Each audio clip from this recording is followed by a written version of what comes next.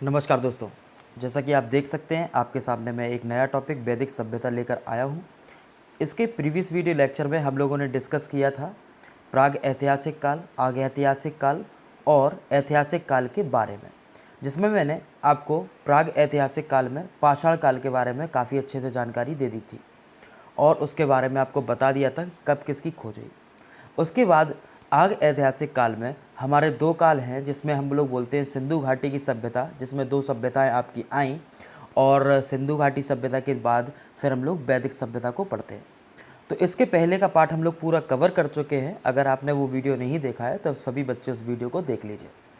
दोस्तों, मैं ये मेहनत आप ही के लिए कर रहा हूँ और आप इस वीडियो को अच्छे से पूरा देखकर समझकर क्वेश्चंस लगाएं, प्रैक्टिस करें। If you have any problem you can comment in this section.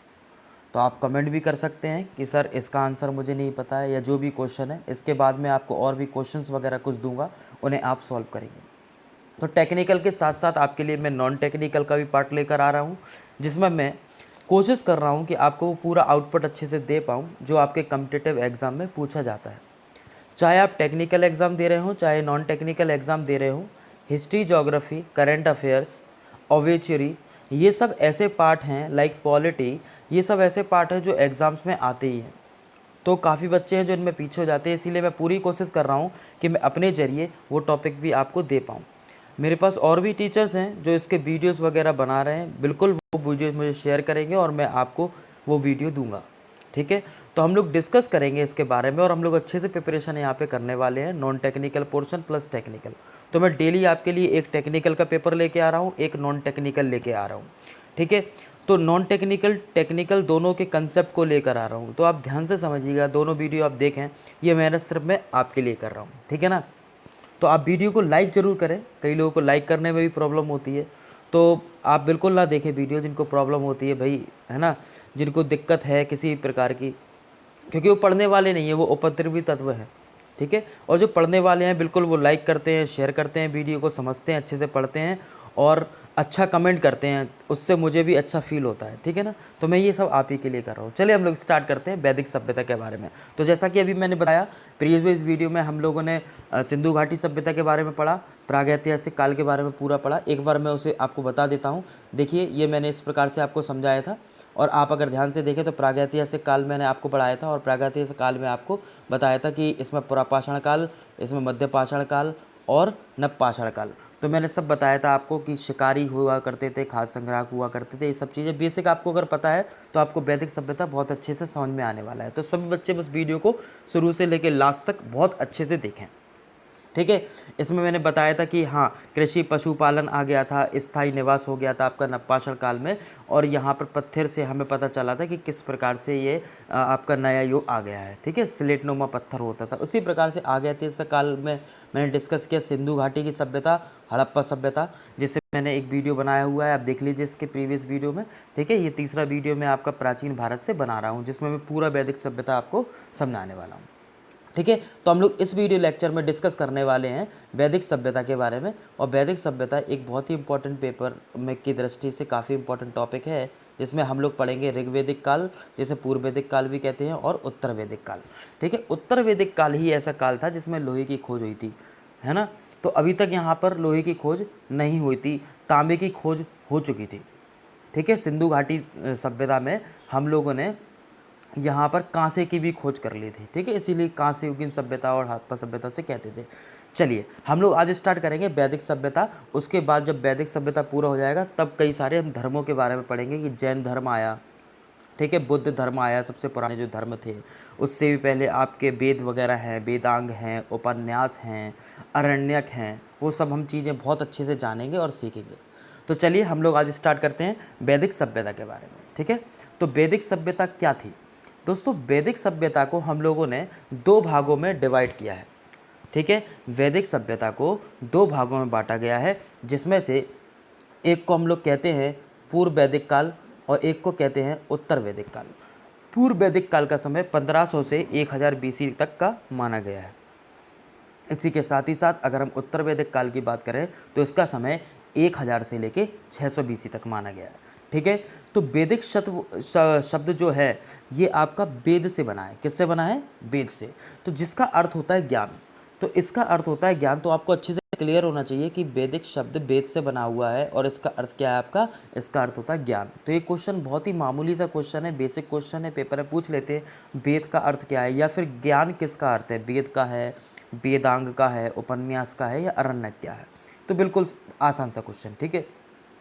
अब जो वेद के निर्माता हैं, ठीक है, जैसे जो वैदिक काल हमारा था, मैंने बताया दो भागों में डिवाइड किया, एक वैदिक काल जो आपकी सभ्यता थी, पूर्व वैदिक काल और उत्तर वैदिक काल, ठीक है। पूर्व वैदिक काल को ही हम लोग ऋग वैदिक काल कहते हैं और उत्तर वैदिक काल आपका है ही 1000 से लेकर 600 तक, ठीक है। अब जो वैदिक शब्द की उत्पत्ति हुई है, उस वैदिक शब्द की उत्पत्ति जो है वो वेद से बना हुआ है, उसका अर्थ होता है वास्तव में ज्ञान प्राप्त करना, यानी कि ज्ञान, ठीक है। इसके निर्माता जो है आर्य को माना जाता है। किसको माना जाता है दोस्तों, निर्माता माना जाता है आर्य को। और आर्य का मतलब होता है श्रेष्ठ, जो व्यक्ति श्रेष्ठ हो, ठीक है, उसको हम लोग आर्य कहते हैं, ठीक है। तो इनके अनुसार जो भी व्यक्ति श्रेष्ठ होता है उसे आर्य कहते हैं। आर्य एक संस्कृत का वर्ड है, सभी को पता होना चाहिए, आर्य एक संस्कृत का वर्ड है जिसका मतलब होता है श्रेष्ठ, ठीक है। अब जो आर्य थे ये कहाँ के निवासी माने जाते हैं, तो आपको पता होना चाहिए। देखिए, अलग अलग अध्ययनकर्ताओं के अनुसार इन्होंने अलग अलग अपने मत दिए, ठीक है। तो इन्होंने अपना क्या मत दिया वो यहाँ पे मैं आपको बताने वाला हूँ। तो देखिए, यहाँ पर मूल निवास के बारे में पूछा गया है कि भाई यहाँ का मूल निवास क्या था, ये सारी चीज़ें इसमें पूछी गई हैं। तो ठीक है, हम लोग इसके बारे में डिस्कस करते हैं। तो देखिए, मैक्स मूलर थे, मैक्स मूलर के अनुसार जो ये आपके आर्य थे, ये मध्य एशिया के रहने वाले थे। कहाँ के थे, मध्य एशिया के, यानी कि इन्होंने कहा ये मध्य एशिया के थे, ठीक है। डॉक्टर संपूर्णानंद के अनुसार कि जो आर्य थे क्या हो, तो आप समझ लीजिए संपूर्णानंद ने इसके बारे में बताया। बाल गंगाधर तिलक आर्किटेक्ट सबसे ऊपर, देखिए बाल बाल कहाँ होते हैं हमारे, सबसे ऊपर होते हैं, बिल्कुल चांद जहाँ होता है, इस प्रकार से आप समझ सकते हैं ना। तो वहाँ पे बाल गंगाधर तिलक ने क्या बताया कि जो आर्य थे वो आर्कटिक उत्तरी ध्रुव के रहने वाले थे। इसी प्रकार से स्वामी दयानंद सरस्वती, ये तिब्बत, इन्होंने बताया स्वामी दयानंद सरस्वती ने कि आर्य यहाँ कहाँ के रहने वाले थे, तिब्बत के। आई थिंक आपको ये बेसिक पॉइंट क्लियर हुआ होगा, ठीक है। चलिए हम लोग आगे डिस्कस करते हैं इसके बारे में। देखिए, जानकारी के स्रोत हमको कहाँ से प्राप्त होते हैं। जानकारी के स्रोत यानी कि वैदिक काल का समय और उत्तर वैदिक काल का समय, जो जिसे हम पूर्व वैदिक काल बोल रहे हैं, नॉर्मली मैं उसे वैदिक काल का नाम दे दे रहा हूँ, जिसे पूर्व वैदिक काल हम लोग कहते हैं। इसी का मतलब है ऋग्वैदिक काल। तो एक ऋग्वैदिक काल है, एक उत्तर वैदिक काल है। तो सबसे पहले ऋग्वैदिक काल था, यानी कि पूर्व वैदिक काल, जिसका समय था 1500 से लेकर 1000 तक BC तक, ठीक है ना, ये आपको क्लियर है। चलिए, तो देखिए, जानकारी के स्रोत की अगर बात करें तो कई सारे स्रोत वैसे तो मिलते हैं, साहित्यिक मिलते हैं, पुरातात्विक मिलते हैं, जो बाहर के लोगों ने भारत में आक्रमण किया उनके द्वारा मिलते हैं, है ना।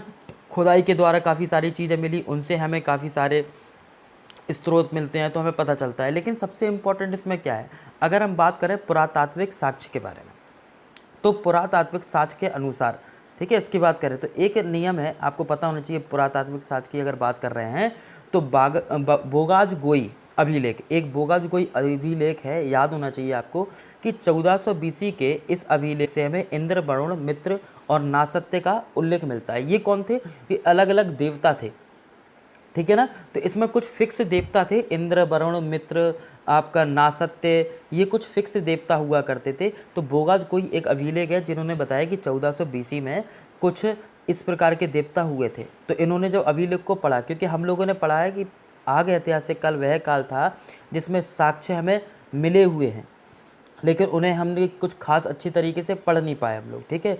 तो उसको जो हम समय के अनुसार पढ़ते जा रहे हैं, देख रहे हैं, तो पता चला उसमें देखा तो इंद्र, वरुण, मित्र और नासत्य नाम के देवता उसमें थे, बने हुए थे, उनके चित्र वगैरह बने हुए थे, ठीक है। तो पूर्व वैदिक काल में और आपको क्या क्या मिला, पूर्व वैदिक काल में आपको क्या क्या मिला, एक गौरिक मृतभांड, इन्हें हम लोग बोलते हैं गैरिक मृतभांड भी, OCP भी बोलते हैं, और मिट्टी के बर्तन ये होते हैं। मृतभांड मतलब हो गए आपके मिट्टी के बर्तन। तो एक गैरिक मृतभांड हमें यहाँ पे प्राप्त हुई। ये क्वेश्चन पेपर में पूछा जाता है, गैरिक मृतभांड कहाँ प्राप्त हुए आपको, ऋग्वैदिक काल में, सिंधु घाटी की सभ्यता में, उत्तर वैदिक काल में, या प्रागैतिहासिक काल में, कुछ भी इस प्रकार से आपसे पूछ लेंगे, ठीक है। तो आप बता देंगे पूर्व वैदिक काल में गैरिक मृतभांड, यानी कि हम मिट्टी के बर्तन मिले, ठीक है। एक भूरी मिट्टी होती है, उस प्रकार के बर्तन को हम लोग बोलते हैं वैरिक मृतभांड, ठीक है। इसी प्रकार से चित्रित धूसर मृतभांड, ठीक है, जो जिनकी मिट्टी हमेशा झड़ती रहती है, वो चित्रित धूसर मृतभांड होते हैं, जिन्हें PGW ने दर्शाया है, ठीक है, PGW के नाम से। तो ये आया आपके उत्तर वैदिक काल में।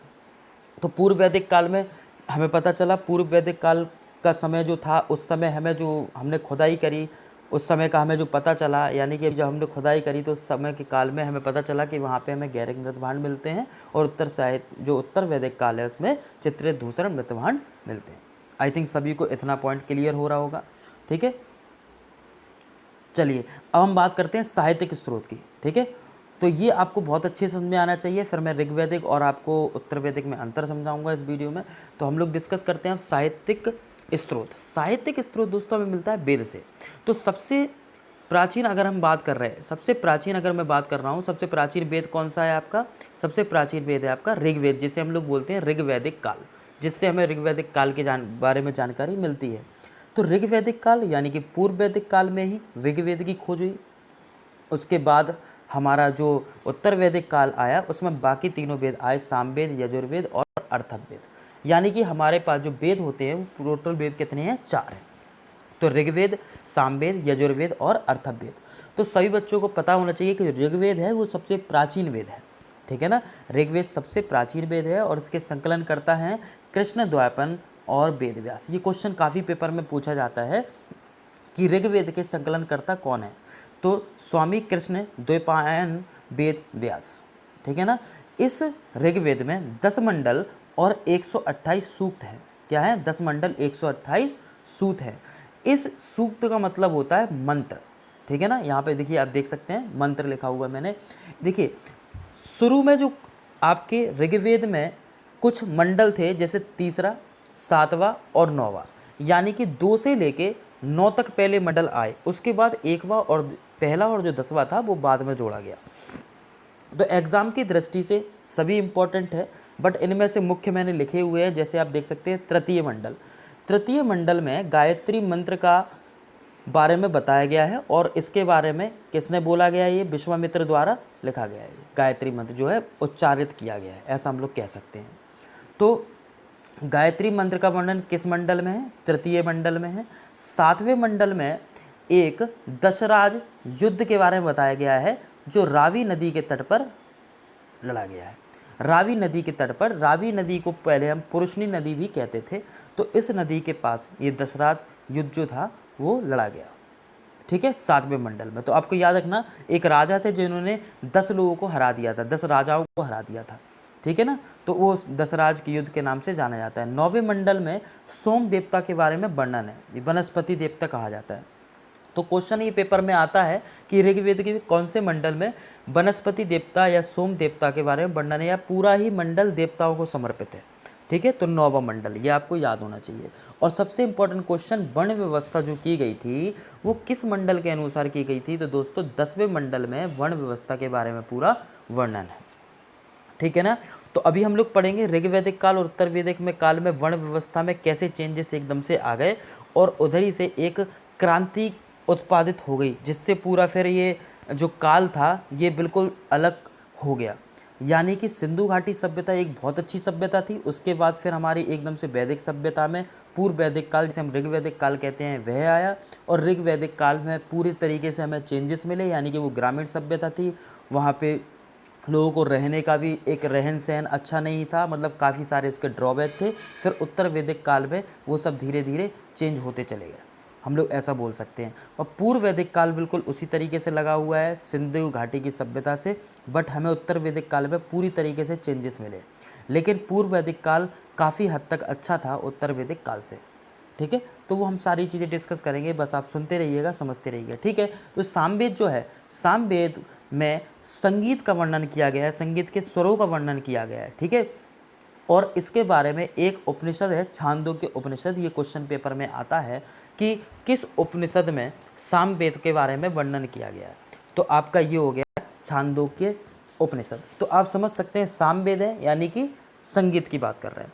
अब हम बात कर रहे हैं यजुर्वेद। ठीक है, तो अगर यजुर्वेद की बात कर रहे हैं तो इस वेद के अनुसार इसमें यज्ञ की विधियों का वर्णन किया गया है, यानी कि यज्ञ किस प्रकार से किए गया करेंगे, पूजा पाठ के बारे में इसी में बताया गया है। ठीक है, पूरी तरीके से आप ऐसा कह सकते हैं। चलिए, तो आपको ये पॉइंट अच्छे से क्लियर हुआ होगा यज्ञ के बारे में। इसमें गद्य और पद के बारे में बताया गया, यानी कि देखिए कृष्ण पक्ष होता है, एक शुक्ल पक्ष होता है, कृष्ण पक्ष, गद्य, शुक्ल पक्ष, पद्य। और इसमें यज्ञ की विधियों को बताया गया, यज्ञ किस देवताओं को समर्पित होते हैं, कौन कौन से, जैसे आपको गृह प्रवेश कराना है तो उसका यज्ञ होता है, घर में शांति रखना है तो उसका यज्ञ होता है, या बहुत प्रकार के यज्ञ होते हैं। कोई शादी होती है घर में तो फिर यज्ञ किया जाता है, तो एक उसका यज्ञ होता है। और कोई राजा का अभिषेक होता है तब यज्ञ होता है। तो वो अलग अलग प्रकार के यज्ञ हैं। अथर्ववेद में हमें जादू टोना वर्गीकरण के बारे में पता चलता है। और इसमें जो श्रेष्ठ वेद है वो है ब्रह्मवेद। ठीक है, ब्रह्मवेद जो है अथर्ववेद का सबसे श्रेष्ठ, आपका ऐसा कह सकते हैं सबसे श्रेष्ठ वेद है। ठीक है, ऐसा बोल सकते हैं। सबसे बाद का वेद इसमें है, इसे हम लोग ब्रह्मवेद को क्या, जो अथर्ववेद में ही है, इसे सबसे बाद का वेद हम लोग कहते हैं। ठीक है ना। अच्छा, जो ऋग्वेद, सामवेद, यजुर्वेद है, इसको हम वेद श्रेय के नाम से भी जानते हैं, वेद श्रेय। तो वेद श्रेय is the combination of Rigveda, Samaveda and Yajurveda. ये आपको पता होना चाहिए, तीन वेद मिलके ही आपका वेद श्रेय कहलाते हैं। बाद का जैसे बोला अथर्ववेद सबसे बाद में आया। ठीक है ना। और एक क्वेश्चन बहुत पेपर में आता है कि सबसे लास्ट में ऋग्वेद में कौन सा मंडल जोड़ा गया, तो आपको पता है 10वां मंडल जोड़ा गया, जिसमें वर्ण व्यवस्था के बारे में बताया गया। ये बाद में जोड़ा गया, कब, उत्तर वैदिक काल में। ठीक है ना, मतलब था तो वैदिक काल में भी, लेकिन ये पूरी तरीके से फिर व्यवस्थाएं चेंज हो गई, तो फिर उसमें उसका वर्ण व्यवस्था का मतलब अलग हो गया।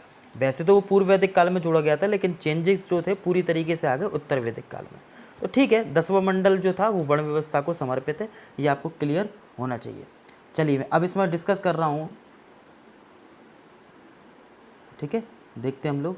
तो हम लोग देखिए अब इसके बारे में पूरा समझते हैं कि जो वेद हैं, ठीक है, इनको और किस नाम से भी जाना जाता है। देखिए, एक होते हैं अध्येता, एक होता उपवेद, उपनिषद और अरण्यक। ठीक है, ऋग्वेद के अध्येता कौन है, अध्येता मतलब ऋग्वेद को पढ़ने वाले, ऋग्वेद को जो पढ़ता है उन्हें क्या कहते हैं, और इसका उपवेद क्या है। ठीक है, इसी प्रकार से हम लोग उपनिषद पढ़ेंगे कि ऋग्वेद के उपनिषद कौन कौन से, किस किस उपनिषद में इसके बारे में बहुत अच्छे से जानकारी दी गई है। ये सभी आपको अच्छे से कंठस्थ होना चाहिए। अगर मैं बात कर रहा हूँ अध्येता की, अध्येता मतलब जो इसको पढ़ता है, जो इसका बाँचता है ना, इसको अपने मुख से प्रवचित करता है, तो वो अध्येता कहलाएगा। तो अगर मैं आपसे बात कर रहा हूँ ऋग्वेद की, तो ऋग्वेद के जो अध्येता होते हैं, जो उसे पढ़ने वाला होते हैं, उसे बोलते हैं अपन होत्री। क्या बोलते हैं, होत्र। कई जगह होत्र लिखा है, कहीं होत्री लिखा है, तो अपने हिसाब से आप प्रोनाउंसिएट कर सकते हैं, होत्र बोलते हैं इसे। ठीक है। अच्छा, सामवेद जो होता है, सामवेद को पढ़ने वाला होता है उद्गाता। ठीक है, सामवेद, जैसे बोला संगीत यानी कोई गाएगा। ठीक है, तो सामवेद हो गया उद्गाता। क्लियर है आपको, उद्गाता ही आपका अध्येता कहलाता है। यजुर्वेद, तो यजुर्वेद जो यज्ञ करता था, मैंने बताया था यज्ञ करता है, गद्य और पद के बारे में उसमें वर्णन किया गया, तो ये अधर्व्यूह, यानी कि इसे बोलते हैं अधर्व्यूह। ठीक है ना। और लास्ट है आपका अथर्ववेद, इसे कहते हैं हम लोग, इसके अध्येता होते हैं ब्रह्म या ब्रह्मा। ठीक है, इसके अध्येता कौन होते हैं, ब्रह्म या फिर ब्रह्मा, जिसमें जादू टूने वगैरह के बारे में दर्शाया गया। ठीक है, अब मैं अगर उपवेद की बात कर रहा हूँ, तो ऋग्वेद का जो उपवेद है वो आपको अच्छे से आना चाहिए, ये है आयुर्वेद। आयुर्वेद ऋग्वेद का उपवेद है, गंधर्व वेद सामवेद है, धनुर्वेद यजुर्वेद है, और शिल्प वेद अथर्ववेद है। जैसे हम लोग पढ़ते हैं ना, ब्राह्मण क्षत्रिय वैश्य शूद्र, ब्राह्मण क्षत्रिय वैश्य शूद्र। ठीक है, तो ये आपका क्या था, वर्ण व्यवस्था थी, उसके अनुसार उसके उपवेद भी बने। तो हम लोग अभी डिस्कस करेंगे। ठीक है, जो जब उसमें कंपैरिजन पढ़ेंगे। तो अगर हम बात कर रहे हैं उपनिषद की, तो ऋग्वेद का उपनिषद कौन सा है, ऋग्वेद का उपनिषद और अरण्यक। देखिए, ऋग्वेद का उपनिषद है कौतिकी और ऐतरेय। कौतिकी, कौशितकी भी बोल देते हैं, कौतिकी भी डायरेक्टली बोल देते हैं, ये प्रोनाउंसिएशन करने का एक तरीका है। ठीक है ना। तो कौतिकी, ऐतरेय इसके उपनिषद हैं। सामवेद के हैं केन और छांदोग्य, यजुर्वेद के हैं तैत्तिरीय और मैत्रामणि, और अथर्ववेद के हैं मंडूक्य, प्रश्न और मुंडक। इसके अलावा और भी हैं, लेकिन ये पर्टिकुलर लिखे हैं जो सबसे ज़्यादा एग्जामिनेशन पॉइंट ऑफ व्यू से इंपॉर्टेंट है, जो ज़्यादातर एग्जाम में आपके पूछे जाते हैं। ठीक है, इसी प्रकार से अगर अरण्यक की बात करते हैं, तो जैमिनी, छांदोग्य और तैत्तिरीय, शतपथ, ये आपके अरण्यक हैं सामवेद यजुर्वेद के। अथर्ववेद का किसी प्रकार का कोई अरण्यक नहीं होता, ये बहुत इंपॉर्टेंट क्वेश्चन है। और ऋग्वेद का आपका कौशिकी और ऐतरेय ही आपका अरण्यक होगा। तो देखिए, सबसे इंपॉर्टेंट क्वेश्चन इसमें यहाँ पर ये बनता है कि कौन सा वेद ऐसा है जिसका कोई अरण्यक नहीं है, तो अथर्ववेद का कोई अरण्यक नहीं है। ठीक है। इसी प्रकार से आपसे पूछ लेते हैं ऋग्वेद का उपवेद क्या है, आयुर्वेद। यजुर्वेद के अध्येता को क्या कहते हैं, आपको 4 ऑप्शन दे देंगे, होत्र, उद्गाता, अथर्वणीय और ब्रह्म, तो आप बता देंगे अथर्वणीय। तो आप इस प्रकार से नोट्स को अच्छे से नोट करते जाएं अपनी कॉपी में और सारा अच्छे से समझते जाएं, ठीक है। चलिए, अच्छा, वेद को समझने या वेद को पढ़ने वाले को हम लोग क्या कहते हैं, वेद के पढ़ने वाले को हम लोग कहते हैं, या वेद को समझने के लिए हमें किसकी आवश्यकता पड़ती है, वेदांत की।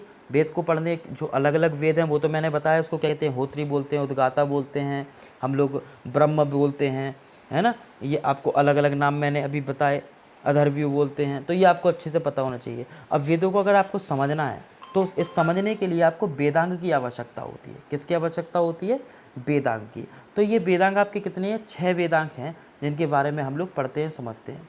तो 6 वेदांग आपको पता होना चाहिए। 6 वेदांग किससे रिलेटेड है, शिक्षा, ज्योतिष, कल्प, व्याकरण, निरुक्त और छंद, ठीक है। वेदों को समझने के लिए वेदांग की रचना की गई और ये 6 होते हैं, शिक्षा, ज्योतिष, कल्प, व्याकरण, निरुक्त और छंद। अब हम बात कर रहे हैं पुराणों की रचयिता, ठीक है। तो पुराणों के रचयिता कितने, पहले हमें पता होना चाहिए पुराण कितने हैं। तो पुराण दोस्तों 18 हैं और इसके रचयिता जो है वो है सोमहर्ष और उग्रश्रवा या उग्रश्रवा। तो लोमहर्ष, उग्रश्रवा, इन्हें कई जगह सोमहर्ष के नाम से भी जाना जाता है, ठीक है। तो आप बस ऐसा याद रख लीजिए, हर्ष हो गए और उग्रश्रवा हो गए, ठीक है। तो लोमहर्ष और उग्रश्रवा, बस यू हैव टू रिमेंबर। तो 18 पुराणों में से सबसे प्राचीनतम पुराण कौन सा है, मत्स्य पुराण, जिसमें हम पढ़ते हैं सबसे पहले मछली का जन्म हुआ था, इस सृष्टि पर मछली आई, ठीक है। अब कुछ ऐसे पुराण हैं जिसमें कुछ राजाओं की वंशावली के बारे में बताया गया है, यानी कि मत्स्य पुराण, वायु, विष्णु, ब्राह्मण, भागवत पुराण में ही राजाओं की वंशावली के बारे में दर्शाया गया, ठीक है। नेक्स्ट हम बात करते हैं मनुस्मृति और नारद स्मृति। देखिए क्वेश्चन बहुत इंपॉर्टेंट है एग्जामिनेशन पॉइंट ऑफ व्यू से, और मैं आपको सिर्फ सिलेक्टिव चीज़ें पढ़ा रहा हूँ, यहाँ पे पूरा एनसीईआरटी मैंने नहीं रखा। भले इसमें एनसीईआरटी के टॉपिक में लेके बहुत अच्छे से आपको डिस्क्राइब करने की कोशिश कर रहा हूँ, बट यहाँ पर मैं आपको सिर्फ पर्टिकुलर चीज़ें पढ़ा रहा हूँ। तो आप इन्हीं टॉपिक को अगर पढ़ लेते हैं तो आराम से 20 में से 18 से 19 क्वेश्चन आप ईजी तरीके से कर सकते हैं, ईजी तरीके से, बिल्कुल, ठीक है। 1% आपका एक क्वेश्चन तो किसी भी प्रकार का पूछ सकते हैं, बट इतना फिक्स है कि 18 से 19 क्वेश्चन आप 20 में से आसानी से कर सकते हैं, ठीक है। तो चलिए, अगर मैं बात कर रहा हूँ मनुस्मृति, तो मनुस्मृति की बात की गई है शुंग काल में, ये आपको पता होना चाहिए किस में की गई है, आपकी शुंग काल में, और नारद स्मृति गुप्त काल में। तो देखिए नारद जो होते थे वो नारायण नारायण करते रहते थे, इधर से उधर चले गए, गुप्त हो जाते थे तुरंत एक स्थान से दूसरे स्थान पर, तो उनका किसी को पता नहीं चलता था, एक प्रकार से वो पत्रकार थे उस समय, ठीक है। तो इस प्रकार से आप याद कर लीजिए, नारद स्मृति है ये गुप्त, तो हो गया गुप्त काल। इसके अलावा जो शुंग काल में हमें कौन से मिली, मनुस्मृति, मनुशुंग, इस प्रकार से आप रिलेशन कर लीजिए, ठीक है। अब इसी काल में हम अगर बात करें तो हमें पता चलता है इसमें रामायण के बारे में, ठीक है। जो हमारी रामायण थी इसके रचयिता कौन थे, तो महर्षि वाल्मीकि को रामायण का रचयिता कहा जाता है, सभी को ये बात अच्छे से वैसे भी पता है, आई थिंक सो, ठीक है। और इसको हम रामायण को जो है चतुर्थ विशांति सहस्त्री संहिता के नाम से भी जानते हैं, ठीक है। तो आपको ये पॉइंट अच्छे से क्लियर होना चाहिए, चतुर्विशांति सहस्त्री संहिता। ऐसी महाभारत के जो आपके जनककर्ता और ऐसा कह सकते हैं जिसने इसकी रचना की, बताया, लिखा है इसको, तो वो कौन है आपके, महर्षि व्यास। कौन है, महर्षि व्यास। तो इसको हम लोग जय संहिता और सत सहस्त्री संहिता के नाम से जानते हैं, जय संहिता और सत सहस्त्री, जय संहिता और सत सहस्त्री संहिता के नाम से महाभारत को जानते हैं। कुछ इंपॉर्टेंट पॉइंट मैं यहाँ पे लेकर आया हूँ, इनको आप अच्छे से कॉपी में नोट कर लेना, सारा जितना मैं पढ़ाता जा रहा हूँ। आपको कुछ समय बाद मैं PDF भी दे दूंगा जिससे आप पूरा नोट कर पाएंगे, ठीक है। अच्छे से आप अपने प्रिंट निकाल सकते हो। तो अभी आप अपनी कॉपी में फिर से नोट्स बनाते रहिएगा, अच्छे से करते रहिएगा, बाद में आप प्रिंट उसके निकाल सकते हैं जब मैं इसे डाल दूंगा। तो पतंजलि के बारे में महाभाष्य, राजतरंगिणी, कलहण, इसमें कश्मीर के इतिहास के बारे में बताया गया है। अष्टाध्यायी पाणिनि, अर्थशास्त्र के बारे में किसने बताया, कौटिल्य और विष्णुगुप्त, जिन्हें चाणक्य के नाम से भी जाना जाता है, मौर्य वंश में थे ये। जैन साहित्य को हम लोग क्या कहते हैं, आगम कहते हैं, कल्पसूत्र कहते हैं। और हीनयान का प्रमुख ग्रंथ था कथावस्तु, ठीक है, जिसमें महात्मा बुद्ध का जीवन चरित्र के बारे में दर्शाया गया। हीनयान आपको याद होना चाहिए, ठीक है। हीनयान जो प्रमुख आपका ग्रंथ है वो कथावस्तु है। हीनयान का आपका प्रमुख ग्रंथ कौन सा है, कथावस्तु, और इसमें महात्मा बुद्ध के बारे में दर्शाया गया। खैर हम लोग ये आगे डिस्कस करेंगे जैन धर्म बौद्ध धर्म के बारे में, ये कुछ इंपॉर्टेंट नोट्स थे। चलिए हम लोग स्टार्ट करते हैं हम दोनों काल के बारे में। यहाँ पे मैंने डिस्कस कर दिया पूरा वैदिक काल में हमारा क्या क्या आया, वेद क्या थे, उपनिषद क्या थे, और भी इसमें काफ़ी सारी चीज़ें आपको डिस्कस कर दी मैंने, किसके बाद ये आया, वेद का मतलब क्या है ना, उपनिषद वगैरह ये आपको पता चल गया। अब हम बात करेंगे इसमें बेसिक जो हम लोग कहते हैं ऋग्वैदिक काल और उत्तर वैदिक काल में अंतर क्या है। तो देखिए दोस्तों बहुत ही आसान है, आपको बहुत अच्छे से ये तो बहुत अच्छे से क्लियर होना चाहिए। अगर मैं बात कर रहा हूँ ऋग्वैदिक काल यानी कि पूर्व वैदिक काल की, तो इसका समय 1500 BC से 1000 BC तक था, और उत्तर वैदिक काल का आपका समय था 1000 से लेकर लगभग 600 BC तक। क्लियर है? तो ठीक है, हम बात कर रहे हैं ऋग्वेद काल। ऋग्वेद काल जो था उसमें कबीलाए जीवन लोग जीते थे, और इसे ग्रामीण जीवन भी हम लोग कहते थे। यहाँ पे रहने वालों को हम लोग जन के नाम से कहलाते थे। इन्हें क्या बोलते थे? जन। जो कबीला होता था उन कबीलाओं से मिलके बनता था आपका जन, और जन से बनकर इस प्रकार से बनता था आपका विश्व, विश्व से बनता था आपका राष्ट्र। इस प्रकार से ये चलता था। उत्तर वैदिक काल में 1000 से 600 के आसपास, ये जो 400-500 साल थे, उसमें पूरे तरीके से परिवर्तन आया। पहले क्या था, जो कबीलाई जीवन था, इनका स्थायी जीवन नहीं था, ग्रामीण जीवन था। बाद में इनका जीवन कैसा हो गया आपका, इनका स्थायी हो गया। पहले आपका कबीला जीवन था, बाद में स्थायी हो गया और नगरीय जीवन हो गया। पहले यहाँ पे रहने वाले लोगों को जन कहते थे, और उससे आपका जिला बन जाता था, फिर जनपद रहा, उससे महाजनपद बने। पहले ये पशुपालन प्रमुख था, ठीक है, और उसके बाद ही कृषि को एक नाम दिया गया था, बाद में कृषि थी। इसी प्रकार से उत्तर वैदिक काल में पहले कृषि को प्राथमिकता दी गई, यानी कि कृषि प्रमुख हो गया, बाद में पशुपालन को प्राथमिकता दी गई। ठीक है, इसमें कुछ फिक्स देवता थे ऋग्वैदिक काल में। कौन कौन से? इंद्र, अग्नि, विष्णु, सोम, घो लिमिटेड। जैसे आप शांति मंत्र पढ़ते हो, अघो शांति, अंतरिक्ष शांति, पृथ्वी शांति रापा, तो उसके जो देवता पूरे माने जाते थे वो फिक्स देवता थे। इंद्र, अग्नि, विष्णु, सोम, घो, अश्विन, पूषण, वरुण, ये लिमिटेड देवता थे। लेकिन इंद्र की जाति के, इंद्र की जगह तो इसमें प्रजापति आ गए थे, लेकिन इसमें और भी अनलिमिटेड देवता हो गए। उत्तर वैदिक काल में बहुत सारे देवता आ गए, जिसमें एक ब्राह्मण समाज को एक वर्चस्व मिला, एक काफ़ी ब्राह्मण आ गए, लेकिन फिर कई लोग उसके विरुद्ध में भी आ गए थे उत्तर वैदिक काल में। पहले ऐसा नहीं था, ठीक है, पहले कर्मकांड नहीं थे, बाद में कर्मकांड बढ़ गए। जो पूर्व वैदिक काल था उसमें वर्ण व्यवस्था कर्ममूलक थी, बाद में उत्तर वैदिक काल में जनमूलक हो गई। इसका मतलब क्या है? इसका मतलब ये है कि पहले देखिए जो ब्राह्मण का काम करता था, अगर कोई काम करता है कथा करने का या पूजा पाठ करने का, तो पूजा पाठ करता था, ठीक है, तो उसे ब्राह्मण कह दिया गया।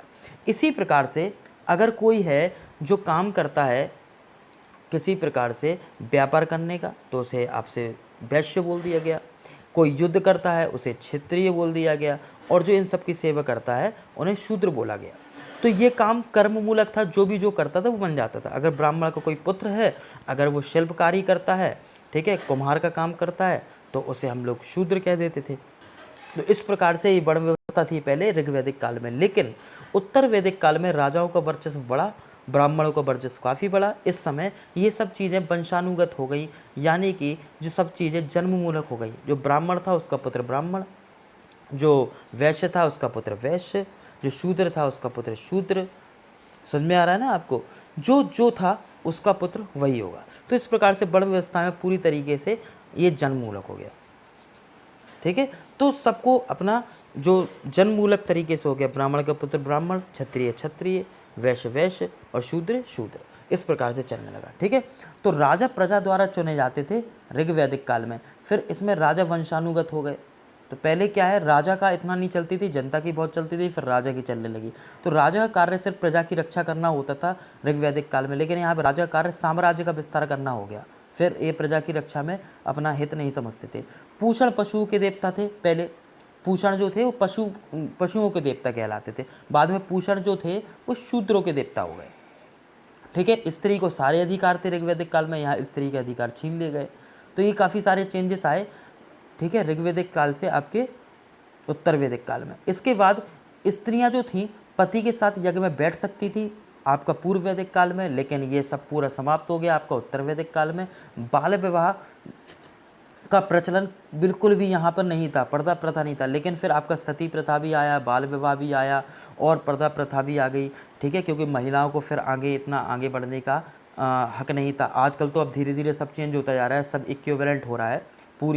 पूरा फिर से हम लोग ऐसा कह सकते हैं पूर्व वैदिक काल से सिंधु घाटी की सभ्यता में ही चले जाएंगे, ठीक है, जो पहले इतना अच्छा नगरीय सभ्यता, बहुत अच्छी सभ्यता थी, लेकिन बस पूर्व वैदिक काल में एक ये था कि वहाँ पर एक ग्रामीण सभ्यता हमें प्राप्त हुई, वहाँ पे एक नगरीय सभ्यता प्राप्त नहीं होती है।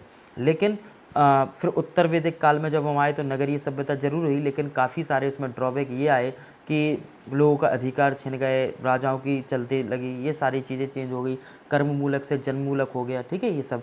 और लोहा के निर्माण के पश्चात तो पूरा चेंज हो गया, क्योंकि हल को का जो सिरा था, ठीक है, इसमें हल को सिरा व हल रेखा को सीता कहते थे। इसमें जो पूरा हल बना वो लोहे का बना, और इससे फिर खेती जो अधिभाग होती थी पहले वो अधिशेष हो गई। इसका मतलब क्या हो गया, अधिभाग मतलब होता है कि आपके पास पर्टिकुलर कुछ आप पैदा करते हो, उत्पादक करते हो और वो खुद यूज़ कर लेते हो। और अधिशेष का मतलब ये होता है कि आपने 10 कुंटल कोई चीज़ उत्पन्न की और आपका यूज़ था उसमें 4 से 5 कुंटल, तो आपने 5 कुंटल आपने उसका व्यापार कर दिया, उसे बेच दिया, तो ये अधिशेष था। तो सब लोग फिर इस तरीके का व्यापार करने लगे, फिर एक हरित क्रांति इसमें आ गई, ठीक है, आप ऐसा कह सकते हो, समझ सकते हो, ठीक है। अच्छा, फिर इसी के बाद जब ब्राह्मणों का वर्चस्व बढ़ा, इसी के बाद एक गोत्र नामक चीज़ आई। जैसे हम लोग गोत्र पढ़ते हैं कि जो एक ही गोत्र के हुआ करते थे उसमें शादी नहीं होती थी, जो दूसरे गोत्र हैं उसमें शादी हो जाती थी। तो यहाँ पे जैसे हम लोग देखते थे मामा का गोत्र, ये सब चाचा का गोत्र, ये सब आया, ठीक है। तो गोत्र नामक संस्थान का जन्म उत्तर वैदिक काल में हुआ है। क्वेश्चन काफ़ी पेपर में पूछा जाता है, ठीक है। अब हम लोग बात करते हैं कुछ इंपॉर्टेंट पॉइंट। तो आपको ऋग्वैदिक काल और उत्तर वैदिक काल में एक बेसिक सा डिफरेंस पता चल गया, ठीक है ना। तो ये डिफरेंस बहुत ही इंपॉर्टेंट है आपके एग्जामिनेशन पॉइंट ऑफ व्यू से। तो चलिए हम लोग अब देखते हैं इसमें आगे। आर्य सर्वप्रथम पंजाब अफगानिस्तान में बसे थे, ये बहुत इंपॉर्टेंट पॉइंट है, एग्जाम में पूछा जाता है, ठीक है। इसमें क्या होता था, जो आर्य थे, देखिए जो हम बात कर रहे हैं, ये बात कर रहे हैं पूर्व वैदिक काल यानी कि ऋग्वैदिक काल में, तो वहीं से आर्य हमें प्राप्त हुए। फिर पूर्व वैदिक काल धीरे धीरे 1500 से 1000 BC तक, 1000 BC से फिर और बढ़ता गया तो 600 BC तक आया, तो वो आपका हो गया उत्तर वैदिक काल। तो हम लोग आर्य जब आए तब की बात कर रहे हैं, तो पंजाब और अफगानिस्तान में ये बसे थे। यहाँ पर जो एक लोग पर्टिकुलर क्षेत्र में रहते थे उन्हें कुल कहते थे, उन कुल से आपका ग्राम बनता था, उन सभी ग्राम को मिला के विश्व बनता था, विश्व से जन, जन से राष्ट्र की उत्पत्ति हो जाती थी, ठीक है। गाँव की मुखिया को ग्रामीणी, विश्व का प्रधान विश्वपति और जन का शासक राजन होता था, ठीक है। जैसे मान लीजिए एक ये छोटा सा गांव है, मैं जहाँ रह रहा हूँ छोटा सा गांव है मान लीजिए, तो ग्रामीणी। अब उसमें अगर और भी गांव मिल जाए तो वो एक विश्व बन जाएगा। ऐसे 15-20 गांव मिल गए तो वो विश्व बन गया, और ऐसे ही और भी क्षेत्र है 15-20 के, तो वो पूरा जन बन गया, और वहाँ को पूरा का शासक होगा एक राजन। क्लियर है, ठीक है। यहाँ पर वरिष्ठ जो होते, सॉरी वरिष्ठ नहीं है, वशिष्ठ, जो गुरु वशिष्ठ थे वो रूढ़िवादी थे, और विश्वामित्र जो थे वो पुरोहित हुआ करते थे। यहाँ पर इनकी बहुत चलती थी उस समय। राजा को ये सब एक आज्ञा देते थे, राजा को सलाह देते थे कि हमें देश को कैसे आगे बढ़ाना है, राष्ट्र को कैसे आगे बढ़ाना है, गरीबों की कैसे सहायता करना है, ये सारी जो जानकारी दी जाती थी ये आपकी वशिष्ठ और विश्वामित्र के द्वारा दी जाती थी। चलिए, सूत, रथकार, कमादी अधिकारी जो थे ये 12 प्रकार के थे, जिन्हें हम लोग रत्नी के नाम से जानते हैं। सूत होते थे, रथकार होते थे, कमादी होते थे, ये सब इनके जो जितने अधिकारी होते थे 12 प्रकार के होते थे, और इन सभी को रत्नी कहा जाता था। ये एक बहुत ही इंपॉर्टेंट पॉइंट है आपके एग्जामिनेशन पॉइंट ऑफ व्यू से। पूरब क्या होता था, दुर्गपति। जैसे आपका महल है तो महल के आसपास चारों तरफ दुर्गपति बैठा होगा कि कोई बाहर से हमला न कर दे, वो सब जानकारी लेने के लिए गतिविधि चेक करते थे। इसी प्रकार से एक होता था स्पष्ट, ठीक है, जनता की गतिविधियों को देखने वाले गुप्तचर होते थे कि कोई बुराई तो नहीं कर रहा किसी राजा की, इस प्रकार से, या कोई कमी तो नहीं है देश में यहाँ पर किसी प्रकार की, या कोई भी हलचल हो, तो इन सबको पता लगाने का काम कौन करता था, स्पष्ट। बाजपति गोचर भूमि का अधिकारी होता था। उग्र अपराधियों को पकड़ने का कार्य करता था, यानी कि एक समिति होती थी जिन्हें उग्र कहा जाता था, जो अपराधियों को पकड़ते थे, ठीक है। सभा व सभापति के अध्यक्ष को ईशान कहते थे, ठीक है। जो राजा की सभा होती थी, समितियां होती थी, तो इनका उस समय बहुत चलती थी, राजा को ये सलाह देने का काम करते थे, ठीक है ना। लेकिन उत्तर वैदिक काल में पूरी तरीके से चेंज हो गया, सभा समिति जो थी वो पूरी तरीके से ख़त्म हो गई, क्योंकि राजा ही अपने आप में सब कुछ हो गया, ठीक है। इस प्रकार से तो आपको ये अच्छे से जानकारी आई थिंक इतना पता चला होगा, ठीक है। तो हम लोग आगे बात कर रहे हैं सभा व समिति के अध्यक्ष, जैसे आपको पता चल गया ईशान। आर्यों का समाज जो था वो एक पितृ प्रधान था। कैसा था आपका, ये एक पितृ प्रधान था। तो ये आपको ये पॉइंट अच्छे से क्लियर होना चाहिए कि इसका जो समाज था वो कैसा था, पितृ प्रधान था, यानी कि पितृ सत्तात्मक। इसमें पिता ही मुखिया होता था हर घर का, हर समाज का, ठीक है। इसको हम लोग कुलप कहते थे। क्या कहते थे? कुलप। तो कुल का जो हेड होगा उसे कुलप बोल देंगे, ऐसा कह सकते हैं आप लोग, ठीक है ना। ठीक है। जीवन भर यहाँ पे जो स्त्रियाँ ऐसा बोल दें कि भाई अविवाहित होती थी, अविवाहित स्त्रियाँ होती थी, उसको हम लोग अमाजू कहते थे। जैसे नॉर्मली बोलते थे अम्माजू, तो हम लोग इस प्रकार से याद कर लेते अमाजू। ठीक है। जीवन भर जो अविवाहित स्त्रियाँ रहती थी, जिनकी शादी नहीं हो पाती थी या जो शादी नहीं करती थी, उनको हम लोग उस समय अमाजू कहा करते थे। आ गई बात समझ में सबको? चलिए हम लोग नेक्स्ट पॉइंट इसमें डिस्कस कर रहे हैं। आर्यों का मुख्य पेय पदार्थ क्या था? सोमरस, जो वनस्पति से बनता था। सोमरस क्या है? आपका वनस्पतियों से बनता है, ये एक प्रकार का रस होता है। ठीक है। तो इनका मुख्य पेय पदार्थ था, जो आज के समय में लोग कोल्ड ड्रिंक पीते हैं, उसी प्रकार से। गाय को अधन्या कहा गया। देखिए अधन्या का मतलब क्या है? ना मारे जाने योग्य पशु। ठीक है। यानी कि ये एक ऐसा पशु था जिसे कोई अगर मार दे तो उसको उम्र कैद हो सकती थी, या उसे भी उसको मारने की पूरी तरीके से आज्ञा थी कि उसको फांसी दी जाए, ठीक है, या उसको उम्र कैद की जाए। ठीक है। इस प्रकार से एक उसका कानून बना था, उस समय कानून था, तो ये बहुत अच्छा कानून था। तो गाय को एक अधन्य माना गया था। गाय को अधन्य यानी कि इसे मारने योग्य पशु में नहीं रखा गया था, बाकी पशु आप मार सकते थे। ठीक है। नेक्स्ट है, प्रिय पशु जो था वो घोड़ा था और देवता इंद्र थे। तो उस समय प्रिय पशु कौन सा था आपका? घोड़ा। और जो प्रिय देवता, बहुत अच्छे देवता थे, वो इंद्र देवता को माना जाता था। बाद में आपको पता था इंद्र की जगह क्या आ गए थे? प्रजापति आ गए थे। किस काल में? उत्तर वैदिक काल में। आर्य द्वारा खोजी गई धातु कौन सी थी? आपको पता है लोहा, जिसे हम श्याम अमस या फिर लोहित अयस कहते हैं। ठीक है। ये पॉइंट आपको याद होना चाहिए। नेक्स्ट है, ऋण देकर ब्याज लेने वाले को उस समय बैक नोट यानी कि सूदखोर कहते थे।